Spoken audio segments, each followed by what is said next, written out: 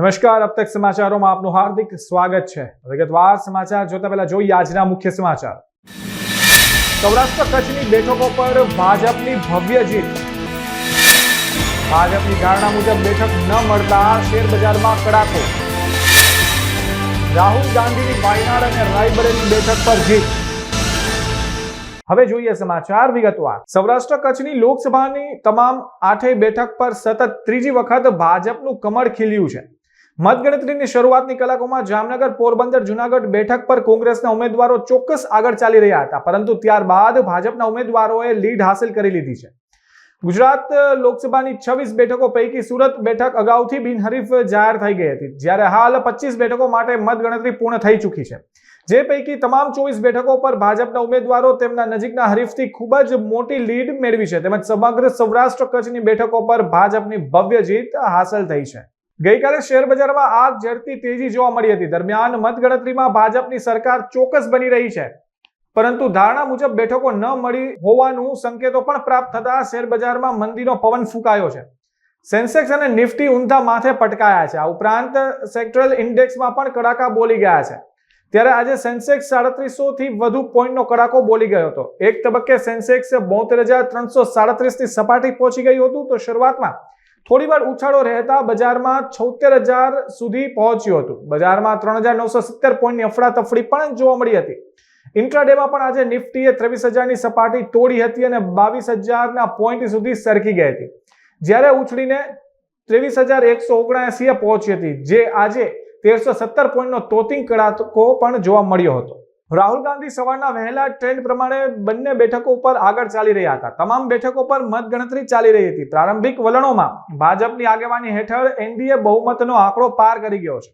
Bihar, UP, Jharkhand, Rajasthan, એમપીમાં NDA ગઠબંધનની તરફેણમાં વલણ હતું। પીએમ મોદી, રાજનાથ સિંહ, અમિત શાહ, હેમા માલિની, ચિરાગ પાસવાન, રવિશંકર પ્રસાદ જેવા મોટા નામો આગળ છે। તે જ સમયે રાહુલ ગાંધી વાયનાડ અને રાયબરેલી સીટ પરથી સતત આગળ ચાલીને ભવ્ય જીત મેળવી હતી। લોકસભા ચૂંટણી 2024ના પરિણામો જાહેર થઈ ગયા છે। સૌની નજર ગુજરાતની રાજકોટ બેઠક પર હતી। આ બેઠક પર ભાજપના ઉમેદવાર પરસોત્તમ રૂપાલા લગભગ 4 લાખથી વધુના મતના માર્જિનથી ભવ્ય જીત હાંસલ કરી છે। કોંગ્રેસના ઉમેદવાર પરેશ ધાનાણીએ પણ હાર સ્વીકારી લીધી હતી અને તેઓએ જણાવ્યું કે જનતાનો આદેશ શિરોમાન્ય છે, ઈમાનદારીથી કોશિશ કરી હતી। સમગ્ર ચૂંટણી દરમિયાન આપ સૌએ જે સહકાર આપ્યો છે એ માટે આપનો આભાર। રાજકોટ લોકસભા ક્ષેત્રના તમામ મતદારોનો અંતઃકરણપૂર્વક આભાર માનું છું, એમને ધન્યવાદ આપું છું। અમારા કાર્યકર્તાઓએ પરિશ્રમની પરાકાષ્ઠા કરી, એ બધા જ કાર્યકર્તાઓને વંદન કરું છું। રાજ્યના અમારા આગેવાનો, અમારા રાષ્ટ્રીય નેતૃત્વનો પણ આ તકે હું વિનમ્રતાપૂર્વક આભાર માનું છું। ખાસ કરીને આ સમગ્ર ચૂંટણી દરમિયાન જે પ્રકારે મતદારોએ મતદાન કરવામાં રુચિ દાખવી, એ માટે એ બધા જ મતદારોને ધન્યવાદ આપવાની સાથે સાથે લોકતંત્રને માટે એમણે કરેલી તપસ્યાને હું વંદન કરું છું। મારી આ ચૂંટણી દરમિયાન મારે અત્યંત વિનમ્રતાપૂર્વક સ્વીકારવું જોઈએ કે આપણા ઋષિ તુલ્ય સંતોએ મને આશીર્વાદ આપ્યા। રૂબરૂ અહીંયા પધારીને મારી ઉપર પોતાના આશીષ વરસાવ્યા। પૂજ્ય નિર્મળાબા પાળિયાદથી પધાર્યા હતા, એમની સાથે ચારણાઈમાં દેવલમાં આવ્યા હતા। સત્તાધારના મહંત વિજયદાસ બાપુજી આપણે ત્યાં પધાર્યા હતા, એમણે આશીર્વાદ મને પાઠવ્યા હતા। પૂજ્ય મોરારી બાપુ, પૂજ્ય ભાઈ શ્રી રમેશભાઈ ઓઝા સાહેબ, અન્ય અનેક અમારા બાલ સ્વામી ચારોડી ગુરુકુળ માધવપ્રિય સ્વામીનો સંદેશો લઈ અને મને આશીર્વાદ આપવા માટે પધારેલા હતા। આ બધા જ સંતોનો હું ઋણ સ્વીકાર કરું છું। અમારા રાજકોટ શહેર ભાજપના અધ્યક્ષ, અમારા જિલ્લા ભાજપના અધ્યક્ષ, એમની સઘળી ટીમ, અમારા પ્રદેશના આગેવાનો ભરતભાઈ અને સૌ ધારાસભ્ય મિત્રો, અમારા બંને મંત્રીશ્રીઓ એ બધાનો અંતઃકરણપૂર્વક આભાર માનું છું. અને આપ સૌએ પણ, અને ખાસ કરીને મારે એ પણ કહેવું જોઈએ કે સમગ્ર ચૂંટણીનું સંચાલન જે શાંતિપૂર્ણ રીતે કર્યું એ માટે હું જિલ્લાના વહીવટી તંત્રનો પણ આભાર માનું. એને બદલે હું એમને અભિનંદન આપવાનું પસંદ કરીશ. ધન્યવાદ. જામનગર લોકસભા બેઠક ઉપર કાટેકી ટક્કર જોવા મળી રહી હતી. ક્ષત્રિય સમાજના આંદોલનની સૌથી વધુ અસર ધરાવતી આ બેઠક ઉપર ભારે રસાકસી જોવા મળી હતી. ગુજરાતની જામનગર લોકસભા બેઠકની વાત કરવામાં આવે તો ભાજપના પૂનમ માડમ અને કોંગ્રેસના જેપી મારવિયા વચ્ચે જંગ જામ્યો હતો, જેમાં ભાજપના ઉમેદવાર સાંસદ પૂનમ માડમે જીતની હેટ્રિક લગાવી હતી. પૂનમબેન માડમે ચારે તરફથી તેના સમર્થકો તરફથી શુભેચ્છાઓનો વરસાદ વરસાવ્યો હતો અને રાજકોટની દુર્ઘટનાના પગલે તમામ ઉજવણીઓ રદ કરવામાં આવી હતી. સૌ પહેલા તો હું હાલારના સર્વે નાગરિકો હૃદયપૂર્વક ખૂબ ખૂબ આભાર માનું છું કે ફરીથી એક વખત મોદી સાહેબના નેતૃત્વમાં જે પ્રકારે સમગ્ર સંસદીય ક્ષેત્રમાં એમના નેતૃત્વમાં જે પ્રકારે આજ સુધી કામો થયા છે, જે રીતે વિકાસ યાત્રા આખા હાલારની આગળ વધી છે, એના પર પુનઃ વિશ્વાસ કરી અને સર્વે નાગરિકોએ પુનઃ પોતે ઉમેદવાર હોય એ પ્રકારની લડત કરી અને નાગરિકોએ આજે પરિણામ શક્ય કર્યું છે. એ બદલ હું હૃદયપૂર્વક સર્વે નાગરિકોને, સર્વે કાર્યકર્તાઓએ જેને રાત દિવસ એક કરી અને આ પરિણામમાં ખૂબ જ માટે જહેમત ઉઠાવી છે, એ તમામને હૃદયપૂર્વકના વંદન કરી એમનો ખૂબ ખૂબ આભાર વ્યક્ત કરું છું. આ જીતનો જો સાચો જસ કોઈને આપી શકીએ તો હાલારના સર્વે નાગરિકો અને કાર્યકર્તાઓને હું આ જસ આપું છું. એમના લીધે જ આ પરિણામ શક્ય થયું છે. આટલી અફવા, આટલા સંઘર્ષમય વાતાવરણમાં પણ જે સારી રીતે બધાએ વિશ્વાસ રાખી અને મજબૂતીથી લડત આપી, એના લીધે આ પરિણામ શક્ય થયું છે. ત્યારે પુનઃ હું હૃદયપૂર્વક સર્વે નાગરિકોને, સર્વે કાર્યકર્તાઓને હૃદયપૂર્વકના વંદન કરી આ જીત એમને સમર્પિત કરું છું. અને ફરીથી આવતા 5 વર્ષ માટે મોદી સાહેબના નેતૃત્વમાં હાલારની જે સેવા કરવાની તક આપ સૌની આ મહેનતને લીધે મને મળી છે, ત્યારે હું ખાતરી આપું છું આપણે સૌ મજબૂતીથી સાથે રહી મોદી સાહેબના નેતૃત્વમાં. કચ્છ લોકસભા બેઠક પર મતગણતરી પ્રક્રિયા હાથ ધરવામાં આવી છે. ભુજની એન્જિનિયરિંગ કોલેજ ખાતે મતગણતરી હાથ ધરવામાં આવી હતી. સૌથી પહેલા પોસ્ટલ બેલેટની મતગણતરી શરૂ કરવામાં આવી હતી, ત્યારબાદ ઈવીએમની ગણતરી હાથ ધરવામાં આવી હતી. ભાજપના વિનોદ ચાવડા અને કોંગ્રેસના નીતિશ લાલણ વચ્ચે ટક્કર પણ જામી હતી, જેમાં ભાજપ ઉમેદવાર વિનોદ ચાવડા 2.40 લાખની લીડથી જીત્યા છે. સૌપ્રથમ કચ્છની જનતાનો આભાર માનું છું અને જનાધારને સ્વીકાર કરું છું. જે ભારતીય જનતા પાર્ટી 5 લાખની લીડના દાવા કરતા હતા એ મેં હાંફી ગયા અને અડધાએ હજી નથી પાર થયા અત્યાર સુધીના કાઉન્ટિંગમાં. એટલે આ વખતે જે કચ્છની જનતાએ એક યુવાન તરીકે, ધર્મગુરુ તરીકે ખૂબ સાથ સહકાર આપ્યું છે, કોંગ્રેસ પક્ષને પણ ખૂબ સાથ સહકાર આપ્યું છે, એ બદલ કચ્છની જનતાનો હૃદયથી આભાર વ્યક્ત કરું છું. અને કચ્છના જનતાના જે બી પ્રાણ પ્રશ્નો છે એના વાંચા આપવામાં સતત અમારો સંઘર્ષ ચાલુ રહેશે અને જ્યાં જરૂર પડશે ત્યાં મજબૂતીથી અવાજ ઉપાડીશું. લોકશાહીમાં હાર જીત એ ગૌણ બાબત છે, પણ આવી વિપરીત પરિસ્થિતિમાં પણ કચ્છની જનતાએ જે મને સહકાર આપ્યો, સાથ આપ્યો છે, એ માટે જેટલું આભાર માનો એટલો ઓછો છે. અને ખૂબ યુવાન વયે જે મને પ્રોત્સાહન આપ્યું છે એવા જ અમારા કોંગ્રેસ પક્ષનું શીર્ષ નેતૃત્વ, અમારા જિલ્લાના નેતૃત્વ અને આવી પરિસ્થિતિમાં જે અમારા કાર્યકર્તાઓ એક યોદ્ધાની જેમ લડ્યા છે એ માટે પણ એમનો પણ હું આભાર વ્યક્ત કરું છું. અને જે મીડિયાના મિત્રોએ પણ મને ખૂબ સહકાર આપ્યો છે એમનો પણ હું આભાર વ્યક્ત કરું છું. અને આવનારો સમય કચ્છના જે પ્રાણ પ્રશ્નોને વાંચા આપવાના હશે તો એનામાં પણ મજબૂતીથી કચ્છનો અવાજ ઉપાડીશું, એ પણ આપના માધ્યમથી કચ્છની જનતાને ખાતરી આપું છું. એટલું કહી અને ફરી કચ્છની જનતા જનાર્દનનો ખૂબ ખૂબ આભાર વ્યક્ત કરું છું. આટલા બધો વિરોધ હતો એ વાત સત્ય છે, પણ અંતે જનતાનો નિર્ણય શિરોમાન્ય હોય એટલે કોઈ ટીકા ટિપ્પણી કર્યા વગર જે જનતાએ ચુકાદો આપ્યો છે એમને અમે સ્વીકાર કરીએ છીએ. આજે જ્યારે ત્રીજી વખત મારા ભાગે કચ્છ મોરબી લોકસભાની જવાબદારી આવી છે, ત્યારે હું જનતા અને મતદારોનો આભાર માનું છું. મારા કાર્યકર્તાઓ જેમણે ખૂબ મહેનત કરી છે એમનો પણ હું હૃદયથી ધન્યવાદ અને આભાર વ્યક્ત કરું છું. મારી પાર્ટીના બધા આગેવાનોનો આભાર વ્યક્ત કરું છું. દેશના યશસ્વી વડાપ્રધાન શ્રી નરેન્દ્ર મોદી સાહેબ, જેમનો પણ આભાર માનું છું કે જેમના નેતૃત્વમાં દેશમાં અને કચ્છની અંદર અનેક વિકાસના કામો આપણે કર્યા છે. 5 વર્ષ માટે જ્યારે જવાબદારી મળી છે ત્યારે હું જે વિકાસની ખૂટતી કડીઓ છે એને હું આગળ વધારીશ અને તમારા માધ્યમથી હું સૌનો હૃદયથી આભાર અને ધન્યવાદ કરું છું. વલસાડ બેઠક લોકસભા ચૂંટણીમાં સૌથી મહત્વની બેઠક હતી અને હવે લોકસભા ચૂંટણી 2024નું પરિણામ જાહેર થઈ ગયું છે. આ વખતે ભાજપ યુવા નેતા ધવલ પટેલ અને કોંગ્રેસ યુવા નેતા અનંત પટેલ વચ્ચે જંગ જામ્યો હતો. ત્યારે હવે ભાજપના યુવા નેતા ધવલ પટેલની જંગી બહુમતીથી જીત થઈ છે. જિલ્લા લોકસભા બેઠક પર ધવલ પટેલની જીત થતા જ ઉમળકાભેર એમનું સ્વાગત કરવામાં આવ્યું હતું અને કાર્યકરોએ ભારે ઉત્સાહથી તેમને વધાવ્યા હતા. અમે જેટલા પણ વાયદાઓ વલસાડ લોકસભામાં અમારા કેમ્પેન દરમિયાન કર્યા હતા એ દરેક વાયદાનું પૂર્ણ કરવાનું કામ અમે આવનારા 5 વર્ષમાં કરવાના છે. જેમ મોદી સાહેબ વિકસિત ભારતનું સંકલ્પ લઈને ચાલ્યા છે એ રીતે જ અમે ઉત્તમથી ઉત્તમ વિકસિત વલસાડ પણ બનાવવા જઈ રહ્યા છીએ. ગુજરાત સહિત કચ્છના દરિયાકાંઠે ભારે પવન ફૂંકવાની આગાહીના પગલે માંડવી બીચ પર નહાવા પર પ્રતિબંધ મૂકવામાં આવ્યો છે. ગત તારીખ 1 જૂનથી 7 જૂન સુધી માંડવીના દરિયામાં પ્રવાસીઓને નહાવા પર પ્રતિબંધ મૂકવામાં આવ્યો છે.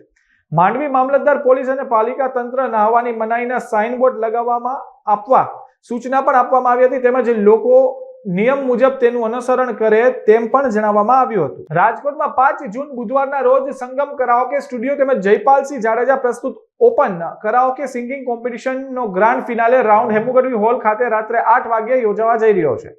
આ કાર્યક્રમ અંગે સમગ્ર માહિતી આપવા અબતક મીડિયા હાઉસની મુલાકાતે આવેલા સંગમ કરાઓકે સ્ટુડિયોના આગેવાનોએ આપી હતી. પશ્ચિમ કચ્છ ભુજ સિટી પોલીસ લાઇનમાં એક સાથે 8 થી વધુ મકાનના તાળા તૂટ્યા હોવાનું સામે આવ્યું છે. તપાસમાં જાણવા મળ્યું હતું કે કેટલાક બંધ ક્વાર્ટરના તાળા પણ તોડવામાં આવ્યા છે, જેમાં રોકડ રકમ સહિત લાખો રૂપિયાના મુદ્દામાલની ચોરી થયાનું પણ સામે આવ્યું છે. બી ડિવિઝન પોલીસમાં બનાવની જાણ થતા પોલીસ સ્ટાફ દ્વારા તપાસ હાથ ધરવામાં આવી હતી, તેમજ એક સાથે પોલીસ ક્વાર્ટરમાં ચોરીનો બનાવ બનતા પોલીસ વિભાગમાં દોડધામ મચી જવા પામી છે. આઈજી કચેરીની તદ્દન નજીક સિટી લાઇનમાં ચોરીનો બનાવ બનતા સુરક્ષા સામે સવાલો ઉભા થયા છે. જોકે પોલીસ મતગણતરીની કામગીરીમાં વ્યસ્ત હોવાથી કોઈ જાણભેદુએ ઘટનાને અંજામ આપ્યો હોવાનું પણ સામે આવ્યું છે. વેરાવળ જિલ્લા કલેક્ટર દિગ્વિજયસિંહ જાડેજાએ પ્રી મોન્સૂન કામગીરીના ભાગરૂપે શહેરના વિવિધ વોર્ડની રૂબરૂ મુલાકાત લીધી હતી. ગટર વ્યવસ્થા, કચરાના નિકાલની વ્યવસ્થાની ચકાસણી કરી યુદ્ધના ધોરણે કામગીરી કરવા માટે સૂચના પણ આપવામાં આવી હતી. આ માટે કલેક્ટરે નગરપાલિકાના ચીફ ઓફિસરને 11 વોર્ડમાં 11 ટીમ બનાવી તાત્કાલિક ધોરણે ગટરોને ચોખ્ખી કરી તેને ખુલ્લી કરવા અને પાણીનો માર્ગ સાફ કરવા માટેની સૂચનાઓ આપવામાં આવી હતી. તેમજ ગટર વ્યવસ્થામાં અવરોધરૂપ જગ્યાઓએ તાત્કાલિક સફાઈ કરવા ઉપરાંત માર્ગમાં આવતા વીજળીના થાંભલાઓને હટાવવા માટે વીજ વિભાગના અધિકારીઓના સૂચના પણ આપવામાં આવી છે. ઈ-વ્હીકલ દ્વારા ગાર્બેજ કલેક્શન કરવાનું હોવા છતાં ટ્રેક્ટર દ્વારા ગાર્બેજ કલેક્શન કરાતું હોવાની વાત સામે આવતા કલેક્ટરે રૂબરૂ હાજર થવા નોટિસ પણ પાઠવવામાં આવી હતી. સાવલી તાલુકાના ભાદરવા ગામમાં પર્યાવરણ પ્રેમી વ્યક્તિઓ દ્વારા બોર, ફાલસા તેમજ સરગવીના બીજ એકઠા કરવામાં આવ્યા હતા, જેને જીઆર ભગત હાઈસ્કૂલના નાના બાળકો સાથે મળી માટી, ખાતર તેમજ રાખોડીને ભેરવી સીડ બોલ તૈયાર કરવાની પ્રક્રિયાથી શીખ આપવામાં આવી હતી. 42 જેટલા ભૂલકાઓએ હાજર રહી 200 જેટલા સીડ બોલ બનાવ્યા હતા. આ સીડ બોલ આવનાર ચોમાસાની સિઝનમાં 2000 સુધી બનાવી તેમજ અલગ અલગ જગ્યાએ રોપી ઉછેરી મોટા કરવાનું કામ પર્યાવરણ પ્રેમીઓ દ્વારા હાથ ધરવામાં આવ્યું હતું. ગ્લોબલ વોર્મિંગની પ્રક્રિયામાં રોજબરોજના તાપમાનમાં સુધારો થાય અને પશુ પક્ષીઓને પણ આમાંથી ઘણું બધું મળે તે હેતુસર આ કાર્યક્રમ રાખી સીડ બોલ બનાવવામાં આવ્યા હતા. સોશિયલ મીડિયાના માધ્યમથી અમને એક નવતર પ્રયોગની જાણકારી મળી. સીડ બોલ એટલે કે બીજ દડો. માટી અને ગોબરને સમપ્રમાણ રીતે ભેળવી અને પાણીમાં બરાબર મિક્સ કર્યા બાદ એમાં અત્યારે જે ઉપલબ્ધ બીજ છે એ બીજોમાં આંબા, જાંબુડા, લીંબોળી આના જે બીજ એમાં રોપી અને એ બોલને સૂકવી અને વ્યવસ્થિત જગ્યાએ રાખી અને ત્યારબાદ બરાબર વરસાદ પડે, 1-2 વરસાદ ધોધમાર પડી જાય પછી એ સીડ બોલને જે પડતર જમીન છે ત્યાં, સરકારી જમીન છે ત્યાં, રોડની આસપાસ ક્યાં જો મૂકવામાં કે રોપવામાં આવે તેમાંથી એક વૃક્ષ ઉગી નીકળે છે અને વૃક્ષનું પ્રમાણ વધે છે. આ પ્રયોગની જાણકારી અમે ફેસબુક દ્વારા, સોશિયલ મીડિયા દ્વારા મળી. અમને પણ એવી ઈચ્છા થઈ કે અમે આ પ્રયોગ કરીએ એટલે અમારી શાળા ભાદરવા જીઆર ભગત હાઈસ્કૂલના પ્રાથમિક શાળાના જેટલા 42 જેટલા કુમળા નાના નાના ભૂલકાઓને અમે આજે શાળાએ બોલાવ્યા અને એમના બધાને અમે આ સીડ બોલ બનાવવા માટેનો જે પ્રયોગ છે શીખ્યો. એ બાળકોએ સરસ મજાના સીડ બોલ તૈયાર કર્યા અને અમે એમાં બોરડીના, સરગવાના, લીંબોડીના આ બધા બીજ વાવી અને સીડ બોલને યોગ્ય જગ્યાએ મૂક્યા છે. બરાબર વરસાદ પડશે, ધરતીમાં ઠંડક છવાશે પછી એ સીડ બોલને અમે અમારી જે સિલેક્ટેડ જગ્યા છે ત્યાં એ જગ્યાએ એને વાવેતર કરવાનું, રોપવાનું અમે અને અમારા ગામના યુવાનોએ છે એ આ પર્યાવરણ પ્રેમી વ્યક્તિઓએ ભેગા મળી અને યોગ્ય જગ્યાનું વાવેતર કરવા માટેનું અમારું આયોજન છે. આ પ્રયોગ થકી અમે એવું જણાવવા માંગીએ છીએ કે હાલ આપણે જાણીએ છીએ કે ગ્લોબલ વોર્મિંગની અસર, પર્યાવરણમાં જે તાપમાન દિન પ્રતિદિન વધી રહ્યું છે. ચાલુ ઉનાળામાં આપણે જે તાપમાનનો અહેસાસ કર્યો કે ભૂતકાળમાં ક્યારેય નથી પડી એવી રેકોર્ડ તોડ ગરમી આ વર્ષે પડી છે. સમગ્ર ભારત વર્ષમાં આ રેકોર્ડ તોડ ગરમીના કારણે ઘણા બધા લોકોએ પોતાના જીવ પણ ગુમાવ્યા છે અને જે હાર્ટ એટેક કે હીટ સ્ટ્રોકની જે ઘટનાઓ બની છે એમાંથી ઘણા બધા લોકોના પરિવારોમાં જે સમસ્યાઓ સર્જાઈ એના વિશે ઘણું બધું જાણવા મળ્યું. અમને આ સોશિયલ મીડિયા દ્વારા જે જાણકારી મળી કે અમે આ જો પ્રયોગ કરીએ તો વૃક્ષોનું વાવેતર કરવામાં અમને એમાં થોડાક અંશે સફળતા મળે એમ છે. અમે પોતે આ પ્રયોગ જોયો, ત્યારબાદ આવનારી પેઢીના 42 જેટલા બાળકોને અમે આ પ્રયોગ શીખવવા માટે શાળામાં આજે આ સીડ બોલનું કેવી રીતે સર્જન કરી શકાય એ માટે આયોજન ગોઠવ્યું હતું. શાળામાં બાળકો ઉપસ્થિત રહ્યા, ગામના પર્યાવરણ પ્રેમી વ્યક્તિઓ પણ હાજર રહ્યા અને સીડ બોલ તૈયાર કર્યા છે. આ સીડ બોલ અમે વરસાદ પડ્યા બાદ એની યોગ્ય જગ્યાએ વાવેતર કરીશું. પર્યાવરણની જે સમતુલા જોખમાઈ છે જેના કારણે ગ્લોબલ વોર્મિંગનો ખતરો જે ઊભો થયો છે એની સામે સલામત જીવન માટે વૃક્ષોનું વાવેતર કરવું ખૂબ જરૂરી બન્યું છે. જો વૃક્ષોનું વાવેતર કરવામાં નહીં આવે તો પ્રતિ વર્ષ આ ગરમીનું પ્રમાણ છે વધતું રહેશે અને એનું જે પરિણામ છે માનવ જાતની સાથે સાથે સમગ્ર સૃષ્ટિએ, પશુ પક્ષી તમામે ભોગવવું પડશે. અને એવું ન બને એટલે ભૂતકાળમાં જે કાર્યો થઈ ગયા, જે વિનાશ વેર્યો છે, વૃક્ષોનું નિકંદન કર્યું છે, એ ભૂલી આવનારી પેઢી વૃક્ષોનું વાવેતર કરે, પૃથ્વી પર વૃક્ષોનું પ્રમાણ વધે અને જેનાથી તાપમાનનો ઘટાડો કરવામાં આપણે કંઈક અંશે મદદ કરીએ એવા હેતુથી અમે આજે આ સીડ બોલ એટલે કે બીજ દડા બનાવવા માટેનું આયોજન ગોઠવ્યું હતું. અમને પૂરેપૂરી આશા છે કે અમારા સીડ બોલનો જે પ્રયોગ છે સરસ સારી રીતે સફળ રહેશે. વૃક્ષોનું વાવેતર કરવાથી ફક્ત તાપમાનમાં જ ઘટાડો થશે એટલું નથી, પરંતુ જો વૃક્ષોનું પ્રમાણ વધશે તો શુદ્ધ હવા સાથે સાથે રસ્તે જતા આવતા રાહબર માણસોને પણ એનો છાંયડો મળશે, એના ફળ મળશે. બીજું કે પશુ પક્ષીઓ પણ આ વૃક્ષોના કારણે એનું સંવર્ધન થશે. ઘણા બધા પક્ષીઓ છે એ વૃક્ષોનું નિકંદન થવાના કારણે વિનાશ થવાના આરે આવ્યા છે. જો આવા ફળાવ વૃક્ષોનું વાવેતર થાય તો એ પક્ષીઓની જાતને પણ આપણે વિનાશ થવાના આરેથી એનું સંવર્ધન કરી અને એમનું પણ આપણે જતન કરી શકીએ.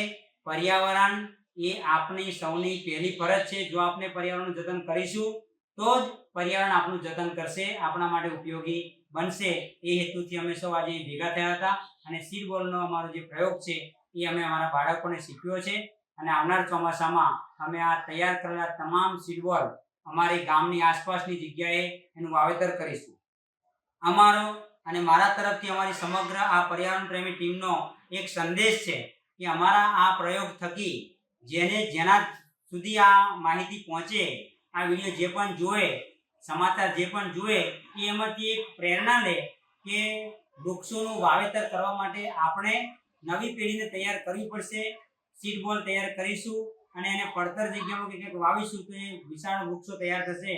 અને હાલ જે પરિસ્થિતિ તાપમાનની છે, પક્ષીઓનું જે વિનાશ થવાના આરે છે, એ પરિસ્થિતિમાંથી આપણે આગળ આવી અને આવનારી પેઢીને આપણે જે મુશ્કેલીનો સામનો કરી રહ્યા છે, 50 ડિગ્રી તાપમાન સુધીનો આ વર્ષે જે અહેસાસ અનુભવ સમગ્ર ભારત વર્ષની જનતાએ કર્યો એ આવનારી પેઢીને ન કરવો પડે એ માટેનો અમારો આ પ્રયોગ છે. એટલે તમામને મારા તરફથી એક સલાહ છે, સૂચન છે, વિનંતી છે કે વૃક્ષોના વાવેતર માટે આપણે સૌ કટિબદ્ધ બનીએ અને પર્યાવરણનું જતન કરવા માટે આગળ આવીએ. જય હિન્દ, જય ભારત. સુરતની ઝુબેર ઘડિયાળી ગેંગ ફરી સક્રિય બની છે. વર્તમાનમાં કુલ 50 થી વધુ ગુના આ ગેંગ પર નોંધાયા છે. બિલ્ડન લોખંડવાલા પાસેથી કુલ 2 કરોડનો માલ લઈને નાસી જનાર નામચીન આરોપી હુસેન ટલ્લીની ધરપકડ કરવામાં આવી છે. આ ગેંગનો કુખ્યાત આરોપી ઝુબેર ઘડિયાળી ફરાર હોવાનું પણ સામે આવ્યું છે. આરોપી દુબઈ અથવા તો આફ્રિકા હોવાની બહારની જાણકારી મળી રહી છે. સુરત પોલીસ આરોપીને શોધખોળ હાથ ધરી છે. ગઈ તારીખ 31/5/2024 ના રોજ મૈદરપુરા પોલીસ સ્ટેશન ખાતે આ કામના જે ફરિયાદી છે સબીરભાઈ જાફરભાઈ લોખંડવાલા, જે પોતે એક બિલ્ડર છે અને તેઓના એક મિત્ર છે હુસેન દાગીનાવાલા, જેઓ એવું જણાવ્યું હતું કે મારો મિત્ર એટલે ઝુબેર ઘડિયાળી જે આ કામના આરોપી છે એ આફ્રિકા ખાતે રહે છે અને ત્યાંથી એ હીરાનો મોટો વેપારી છે. જો તમે એની જોડે હીરાનો વેપાર કરશો તો તમને ફાયદામાં રહેશો. જેથી આ ફરિયાદીને થોડું એવું થયું કે ભાઈ એના જોડે ધંધો કરે તો ફાયદો થશે, તો એને હુસેન દાગીનાનો સંપર્ક કર્યો કે ભાઈ કંઈ કશું વાંધો નહીં, મારું જાફર આજે કામનો આરોપી છે ઝુબેરભાઈ, એની જોડે મારી મુલાકાત ગોઠવી દે. તો એની જોડે વાતચીત કરેલી હતી અને પછી સ્ટાર્ટિંગમાં એને હીરા માટે એને 55 લાખ રૂપિયા આપ્યા હતા. એમાં 50 લાખ એને રોકડા આપ્યા હતા અને 5 લાખ એને આરટીજીએસ મારફત આપેલા હતા.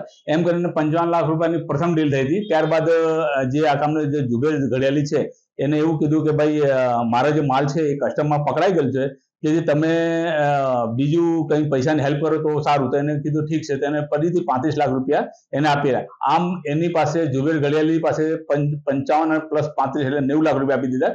જેથી એ પૈસાની ઉઘરાણી વારંવાર કરવાથી એવું જણાવ્યું કે ભાઈ મારા પૈસા આપો. તો આજે ફરિયાદીને એને જણાવ્યું કે ભાઈ મારા 2 પ્લોટ પડેલા છે અહીંયા લાલગેટ પોલીસ સ્ટેશનની ગલીમાં, એક પોલીસ સ્ટેશનની વિસ્તારમાં આવેલી ગલી છે, ત્યાં એક પ્લોટ પડેલા છે અને એ પ્લોટ હું તમે વેચાતું લઈ લો અને હું તમને એ પ્લોટ લખી દઉં. તો જેથી છે ને આ જે ઝુબેર ઘડિયાળી છે એને પ્લોટના પૈસા પણ લઈ લીધા હતા ફરિયાદી પાસેથી અને દસ્તાવેજ કર્યો તો વકીલ પાસેથી, અને એના જે સાગરીતો મળીને એની જોડે પૈસા પણ લઈ લીધા 1,10,00,000 રૂપિયા અને દસ્તાવેજ પણ લઈ લીધો. આમ એને ટોટલ 2 કરોડની આસપાસની છેતરપિંડી કરેલી છે. અને આ જે ઝુબેર ઘડિયાળી છે ને ઇતિહાસ જોવા જઈએ તો ઘણા પોલીસ સ્ટેશનમાં એના વિરુદ્ધમાં કેસો દાખલ થયેલા છે અને આમાં જે પણ ઇન્વોલ્વ છે આરોપીઓ એને છોડવામાં આવશે ને હાલ એમાં લગભગ 2-3 આરોપી પકડાયેલા છે જે પોલીસ કસ્ટડીના રિમાન્ડ ઉપર છે. सबीर जाफर भाई लोखंडवाला मेरे साथ 2020 में ये हुसैन दागीनेवाला ने मेरा संपर्क ज़ुबैर घड़ियाली के साथ कराया. तब मेरी मदर एक्सपायर थी, थोड़ा मैं डिस्टर्ब था. वो टाइम में इन लोगों ने मेरे को थोड़ी प्यार मोहब्बत दिखा के मेरे पास से थोड़े दिन रख के बाद मेरे को बोला उनको ज़ुबैर घड़ियाली जो अफ्रीका में बड़ा बिजनेसमैन है डायमंड का, उसको पैसे चाहिए थोड़ा कर दो.